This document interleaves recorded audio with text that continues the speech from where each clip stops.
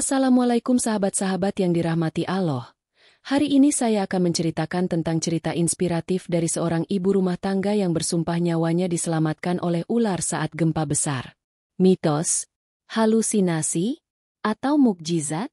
Gimana kelanjutan kisahnya? Tonton video ini sampai akhir, like dan subscribe ke channel ini sangat membantu serta menghibur dan menjadi amal jariah bagi kita semua. Hari itu tanggal 28 September. Langit malam begitu bersih. Tanpa suara hujan, tanpa angin, dan tanpa suara jangkrik sekalipun.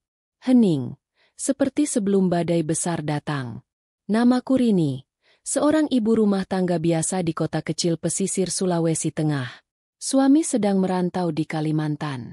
Malam itu, aku tidur bersama anakku, Farel, yang masih berusia 9 bulan. Kami tinggal di rumah petak sederhana, berdinding batu bata, di kawasan padat penduduk. Hari itu sebenarnya terasa aneh.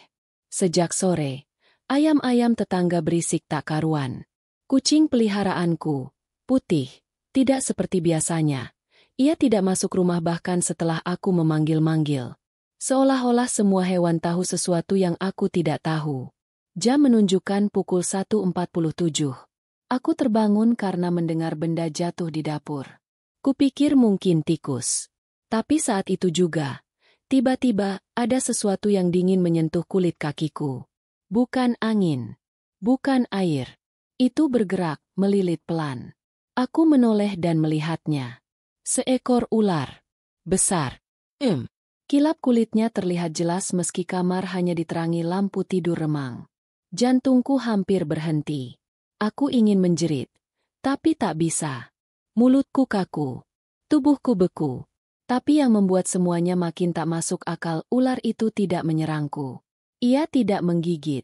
Justru ia seperti menarikku. Pelan-pelan dari atas kasur. Aku mencoba menarik kakiku. Tapi tenagaku kalah. Tubuhku setengah tergeser keluar tempat tidur. Farel menangis pelan. Tapi sebelum aku sempat menggapainya, tanah bergetar hebat. Rumah berguncang seperti kapal terbalik. Tembok berbunyi retak. Barang-barang mulai jatuh satu persatu. Lalu brak, plafon kamar ambruk. Tepat di atas tempat tidur. Tempat yang kutinggalkan beberapa detik sebelumnya. Aku tergeletak di lantai ruang tengah. Setengah tubuh masih dililit ular besar itu. Nafasku tersengal. Suara gemuruh belum berhenti. Tanah seakan belum puas mengguncang segalanya. Aku menoleh ke belakang. Mataku membelalak. Tempat tidur yang tadi kutinggali dengan Farel hancur total. Balok kayu, pecahan plafon, dan dinding yang runtuh menimpa seluruh bagian kamar. Farel, jeritku, dengan suara yang akhirnya keluar, meski tercekik ketakutan. Namun tangis Farel masih terdengar samar lemah.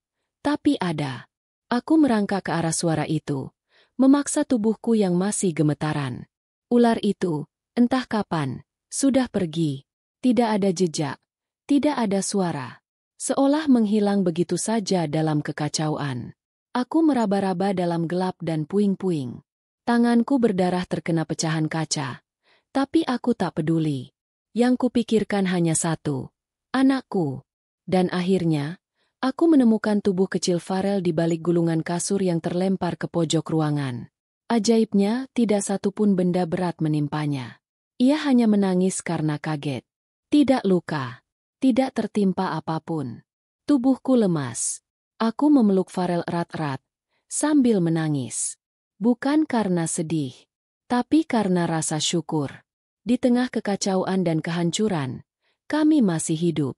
Dari luar rumah terdengar suara orang berteriak. Keluar! Keluar semua! Gempa susulan!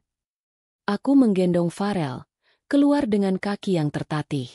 Saat pintu rumahku buka, pemandangan di luar membuatku membeku. Rumah-rumah roboh. Tiang listrik tumbang. Api kecil menyala dari warung ujung jalan. Orang-orang berlarian, menjerit. Beberapa membawa senter. Yang lain memanggil nama keluarganya dengan suara putus asa. Aku berdiri di tengah jalan dengan Farel di pelukan. Satu-satunya hal yang ada di pikiranku saat itu adalah ular tadi. Bagaimana bisa seekor ular menarikku dari tempat tidur, lalu pergi tepat sebelum rumahku roboh? Seseorang menarik lenganku. Bu, cepat. Ke lapangan. Ada kemungkinan tsunami. Aku mengangguk. Langkahku berat. Tapi aku terus berjalan menuju lapangan terbuka bersama warga lain. Dalam kekacauan itu, satu pertanyaan belum bisa kuhapus dari pikiranku. Apa sebenarnya yang kulihat tadi malam? Pagi menjelang, tapi matahari tak membawa kehangatan. Hanya bayang-bayang kehancuran. Kami semua masih bertahan di lapangan terbuka. Sebagian warga kehilangan rumah. Sebagian lagi kehilangan keluarga. Aku duduk di bawah pohon dengan Farel dalam pelukan. Ia tertidur karena lelah menangis semalaman. Badanku pegal, perih di tangan masih terasa. Tapi pikiranku jauh lebih kacau daripada rasa sakit itu. Beberapa warga mulai saling bercerita. Tentang rumah mereka yang ambruk, keluarga yang terjebak, tentang suara ledakan dari arah pelabuhan. Tapi tak satu pun cerita seaneh yang kualami. Aku belum bilang ke siapa-siapa soal ular itu. Siapa yang akan percaya? Di tengah gempa besar seperti ini, siapa yang peduli dengan ular? Namun, saat seorang ibu bernama Bu Surti mendekat dan melihat luka di kakiku, ia bertanya, "Ibu kenapa?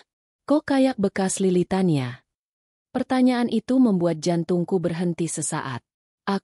Semalam ada ular besar, melilit kakiku, lalu menarikku keluar kamar. Jawabku pelan. Bu Surti langsung diam. Matanya menatapku lama, seolah mencari tahu apakah aku bercanda atau tidak. "Kamu juga lihat," bisiknya. Aku menatapnya. "Maksudnya?" Ia mendekat. Saya lihat sesuatu menjalar di antara puing-puing rumah orang-orang. Tapi cepat sekali besar, hitam. Saya kira cuma bayangan, tapi kamu cerita begini. Saya jadi merinding. Kami berdua terdiam. Angin pagi meniup lembut. Tapi hawa dingin justru menyelusup ke dalam dada. Tak lama, Pak Rudi, relawan dari desa sebelah, datang membawa makanan. Saat melihat lukaku, ia berkata tanpa ragu, "Itu tanda ular sawah. Biasanya mereka muncul kalau ada gempa besar. Tapi, yang seperti ini, ukurannya nggak wajar." "Pak, maksudnya memang pernah kejadian seperti ini?" Tanyaku cepat. Pak Rudi mengangguk perlahan. "Dulu waktu gempa tahun 90-an, di desa sebelah juga ada cerita aneh. Seorang kakek diselamatkan dari rumah yang ambruk. Katanya karena ditarik sesuatu seperti ular besar. Tapi waktu dicari, tidak pernah ditemukan." Telingaku berdengung. Nafasku tercekat. "Warga percaya, itu bukan ular biasa," lanjut Pak Rudi. "Itu penjaga. Kadang muncul untuk selamatkan, kadang justru menagih." Kata terakhirnya menggantung di udara. Suara gemuruh kecil dari arah laut membuat beberapa warga kembali gelisah. Tapi pikiranku tidak lagi pada tsunami atau reruntuhan. Pikiranku hanya terpusat pada satu hal. Apa ular itu akan kembali? Dan untuk apa? 3 hari setelah gempa, bantuan mulai berdatangan. Tenda-tenda darurat didirikan. Makanan dan air mulai tersedia. Tapi suasana tetap muram. Semua orang sibuk menyelamatkan barang-barang yang tersisa dari rumah masing-masing. Aku kembali ke rumah, atau lebih tepatnya ke puing-puingnya. Bersama 2 tetangga, aku mulai menggali reruntuhan, berharap bisa menemukan surat-surat penting, pakaian, atau apapun yang bisa diselamatkan. Langkahku terhenti di depan kamar tidur. Tempat tidur sudah rata dengan tanah. Tapi yang membuatku terdiam adalah pola aneh di lantai semen yang masih tersisa. Bekas seperti gesekan melingkar. Besar. Sangat jelas. Seperti bekas tubuh ular. Aku jongkok, menyentuh lantai itu. Bekas itu mengarah keluar ruangan, menelusuri jalan yang sama seperti saat aku ditarik keluar. Salah satu tetanggaku, Mas Iwan, ikut memperhatikan. "Bu, ini kayak bekas dilintasi sesuatu ya?" Aku mengangguk. Diam. Tak sanggup berkata-kata. Mas Iwan menyusuri jejak itu, lalu tiba-tiba berhenti di depan tembok yang roboh sebagian. Di sana, ada lubang tanah yang cukup dalam, seperti bekas galian, atau tempat sembunyi. "Ini bukan sarang tikus," gumamnya. Aku merapat. Lubang itu terlalu rapi, terlalu dalam. Dan yang paling membuatku bergidik, ada sisa-sisa kulit ular yang terkelupas, menempel di pinggiran batu. Ukurannya bukan main. Kulit itu panjang, tebal, dan masih lembab. Ini bukan ular biasa, bisik Mas Iwan. Gak mungkin ini piton lokal. Ini kayak ular mistis. Aku menggigit bibir. Nafasku mulai tak teratur. Farel di gendongan mulai rewel. Seolah ikut merasakan getaran ketakutan dari tubuhku. Hari itu aku memutuskan tidak melanjutkan pencarian. Ada sesuatu yang menolak aku berada di tempat itu lebih lama. Sesuatu yang tak terlihat, tapi terasa mengawasi. Malamnya, di tenda pengungsian, aku mencoba tidur. Tapi Farel terus gelisah. Matanya terbuka, menatap ke sudut tenda yang gelap. Tangannya menunjuk. Berkali-kali, aku menoleh. Tidak ada apa-apa di sana. Tapi saat aku kembali memandang Farel, ia mulai menangis. Kencang. Teriak. Seperti ketakutan melihat sesuatu. Aku memeluknya erat. Tenang, nak. Gak apa-apa. Tapi di dalam hati, aku tidak yakin. Karena malam itu, aku mencium bau yang sangat familiar. Bau tanah lembab, dan bau amis yang pernah kurasakan malam saat ular itu muncul. Aku tidak bisa tidur. Dan untuk pertama kalinya, aku mulai takut, bukan karena gempa, tapi karena ular itu mungkin belum pergi. Sejak malam itu, aku tidak pernah benar-benar tidur. Bukan hanya karena trauma gempa, tapi karena Farel. Anak kecilku yang dulu mudah tertidur, kini berubah jadi sosok kecil yang selalu gelisah setiap malam. Setiap kali malam tiba, Farel akan mulai menatap ke satu titik gelap di dalam tenda. Matanya membesar, kadang sampai menitikan air mata. Lalu ia akan memelukku erat-erat, tubuhnya gemetar.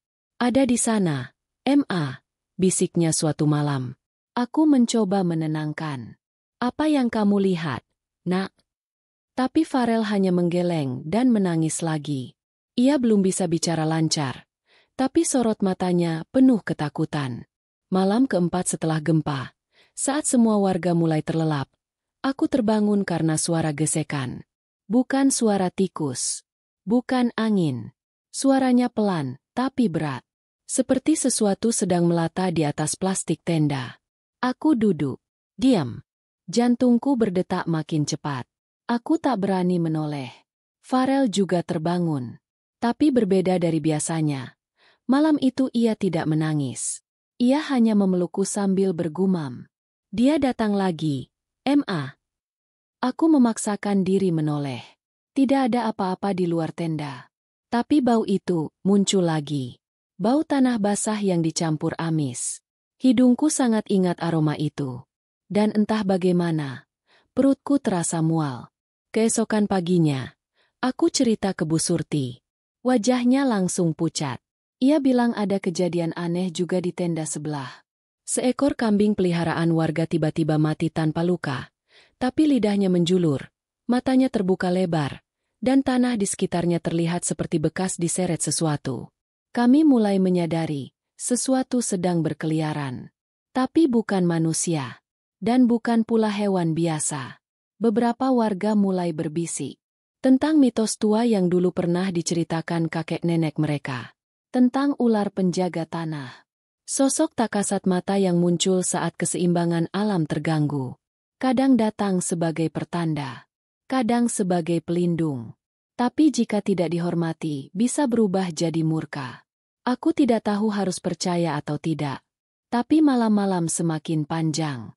Dan Farel semakin sering berkata, dia belum pergi, Ma. Hari itu langit lebih gelap dari biasanya. Awan menggantung tebal sejak sore. Angin berhembus aneh, dingin, tapi tidak menyejukkan. Seperti membawa pesan yang tak terucap. Warga mulai cemas tanpa alasan jelas. Beberapa ibu-ibu merasa pusing. Anak-anak rewel.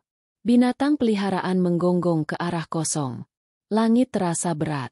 Hening yang mencekam menyelimuti lapangan pengungsian. Aku tahu malam ini berbeda. Farel sejak siang tak mau lepas dari pelukanku. Biasanya ia masih bisa tertawa meski sebentar. Tapi hari itu, ia diam saja. Tatapannya kosong dan matanya seringkali mengarah ke langit-langit tenda. Seolah menunggu sesuatu. Malam turun. Sekitar pukul 11. Suara dari kejauhan mulai terdengar. Srek, srek, srek. Bukan suara langkah manusia. Terlalu berat. Terlalu panjang. Seperti sesuatu yang menggesek tanah dan rumput secara terus-menerus. Aku duduk diam, menahan napas. Seluruh tubuhku menegang. Farel menunduk, lalu berbisik lirih tanpa menatapku. Dia datang, Ma. Tenda kami bergetar pelan. Bukan karena angin, tapi karena tanah di bawah kami berdenyut. Seperti ada sesuatu yang menjalar di bawahnya. Lalu bau itu muncul. Ejem. Lembab, menusuk seperti darah lama yang bercampur lumpur. Aku menoleh ke kanan. Tenda Bu Surti bergoyang. Lalu suara teriakan terdengar dari dalam. Allahu! Astagfirullah! Aku berdiri, menggendong Farel. Suara teriakan makin banyak. Orang-orang mulai keluar dari tenda, berlarian, panik. Beberapa menunjuk ke arah timur lapangan. Di sana, di balik kabut malam, samar, terlihat tubuh besar melata perlahan di antara pepohonan. Endeng. Matanya bersinar merah redup. Tidak seperti binatang liar biasa. Terlalu besar. Terlalu diam. Seperti sedang mengamati. Mehekeng. Memilih. Beberapa warga lari ke arah berlawanan. Yang lain hanya bisa mematung. Tak mampu berkata apa-apa. Aku tidak bisa berpaling. Kaki ini seakan menancap ke tanah. Tubuhku menggigil bukan karena dingin, tapi karena makhluk itu kini bergerak mendekat. Pelan, tapi pasti. Dan meski ratusan orang di lapangan, matanya seperti tertuju langsung padaku. Jantungku hampir berhenti. Tapi Farel, di pelukanku, malah berkata tenang. Dia cuma mau memastikan, Ma. Kata-kata itu seperti mantra. Seketika tubuhku lemas. Dan saat aku berkedip, makhluk itu sudah tak ada. Orang-orang panik. Beberapa pingsan. Tapi aku tahu, dia belum pergi. Dia hanya menyembunyikan dirinya kembali. Dan entah kenapa, dalam ketakutan yang luar biasa itu, aku merasa dilindungi. Pagi setelah malam kelam itu, suasana berubah drastis. Sebagian warga memutuskan mengungsi lebih jauh, takut gempa susulan, tapi yang lain, seperti aku, tetap tinggal. Bukan karena berani, tapi karena ada sesuatu yang belum selesai. Aku belum bisa berhenti memikirkan apa yang Farel katakan malam itu. Dia cuma mau memastikan, Ma. Kalimat yang tak mungkin keluar dari mulut balita. Tapi terdengar begitu dalam. Begitu tepat. Lalu datanglah seorang kakek tua yang baru tiba dari kampung di atas bukit. Namanya Mbah Darto. Katanya, ia mendengar soal kejadian aneh semalam dan langsung turun ke lapangan pengungsian. Saat kami bertemu, tanpa aku menjelaskan apa-apa, ia langsung menatapku dan berkata, "Kamu tinggal di rumah tua sebelah barat sungai, ya?" Aku mengangguk. Heran. "Kamu tahu tanah itu dulunya milik siapa?" Aku menggeleng. Mbah Darto menarik napas panjang. "Dulu, tempat rumahmu berdiri adalah lahan keramat.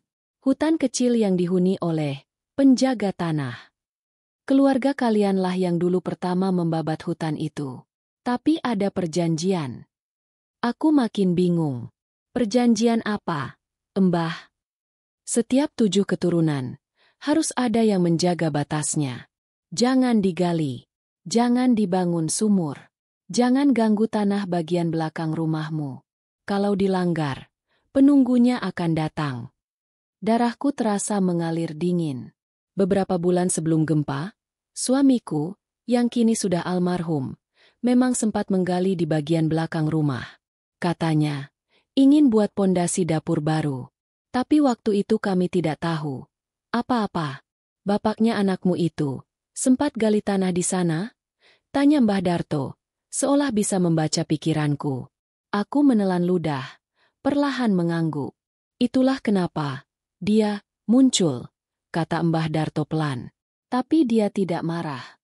Tidak langsung menghukum. Justru menyelamatkan kalian. Karena kamu keturunan terakhir yang masih tinggal di situ.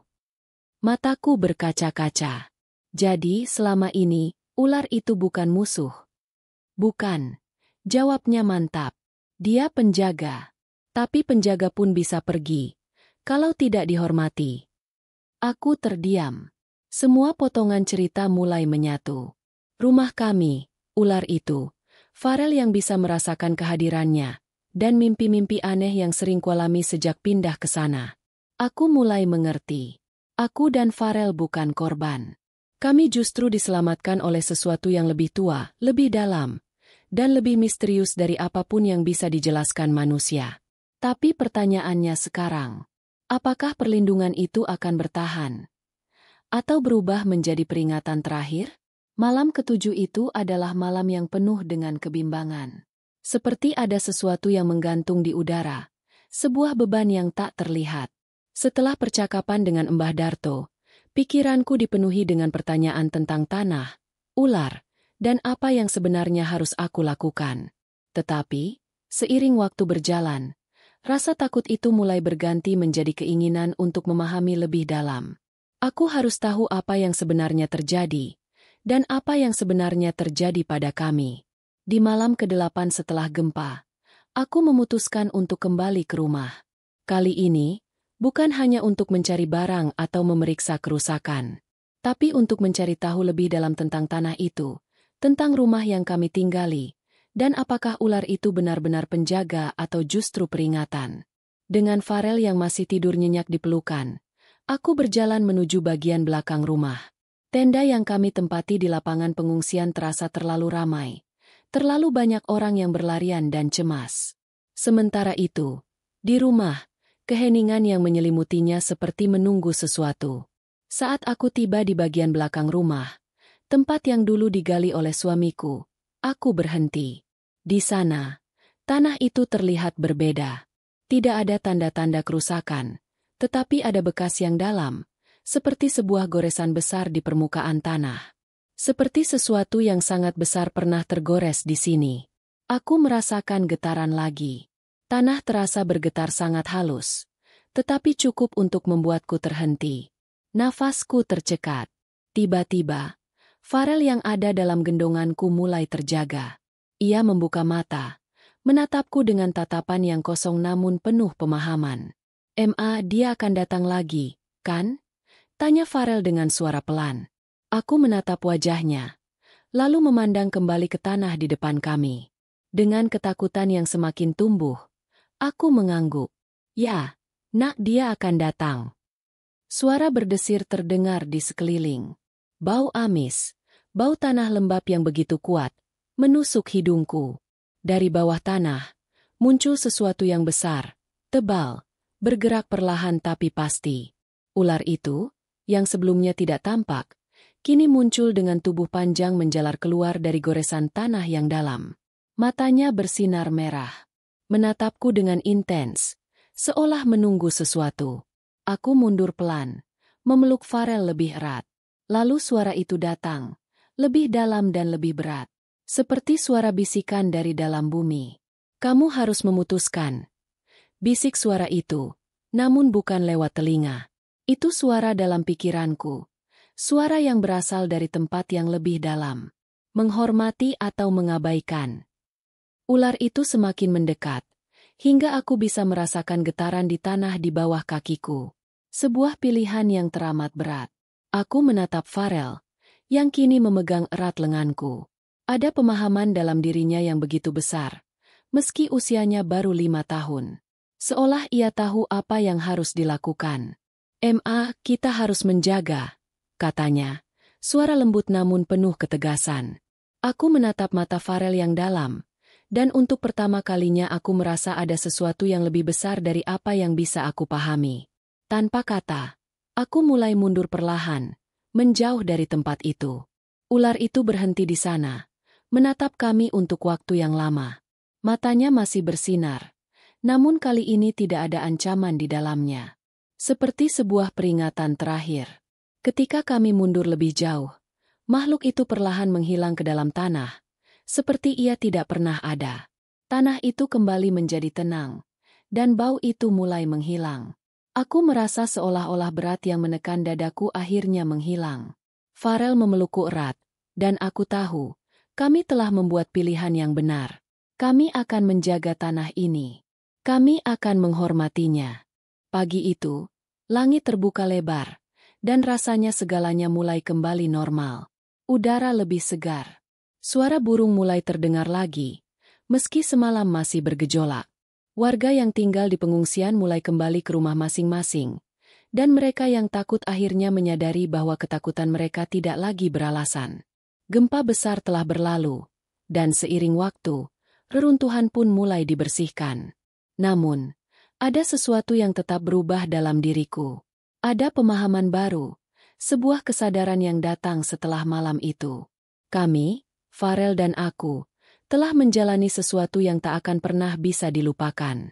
Bukan hanya karena gempa yang menghancurkan, tetapi karena pelajaran tentang tanah dan penghormatan yang harus diberikan kepada alam dan warisan leluhur.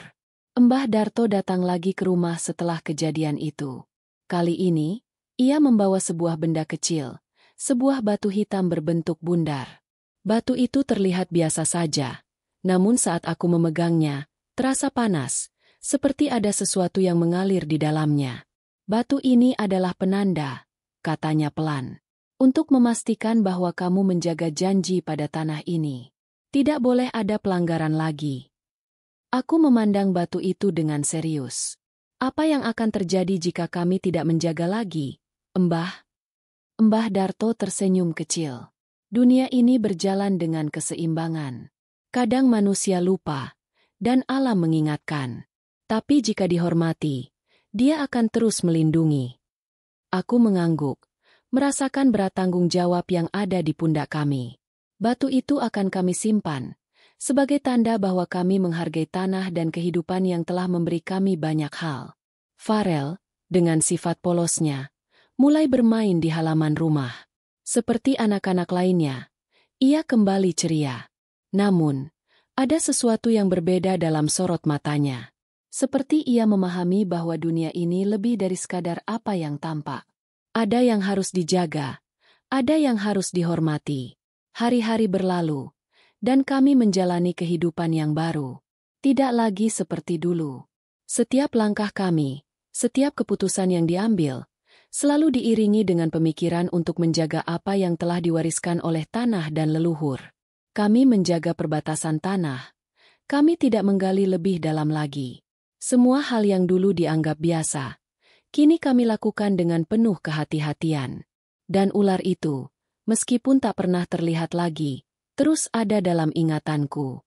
Tidak sebagai ancaman, tetapi sebagai simbol dari sesuatu yang lebih besar dan lebih kuat, yang akan selalu ada di antara kita. Sebuah penjaga, yang jika dihormati, akan melindungi.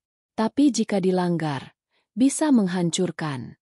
Aku dan Farel, meski tidak tahu apa yang akan datang selanjutnya, tahu satu hal, kami akan terus menjaga tanah ini.